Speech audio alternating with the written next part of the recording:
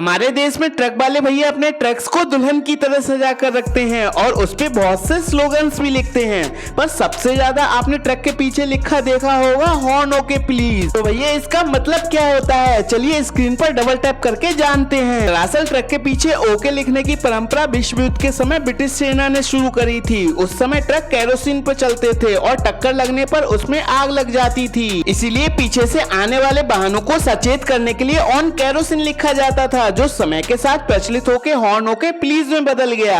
कुछ नया जाना हो तो हमें सब्सक्राइब कर लें।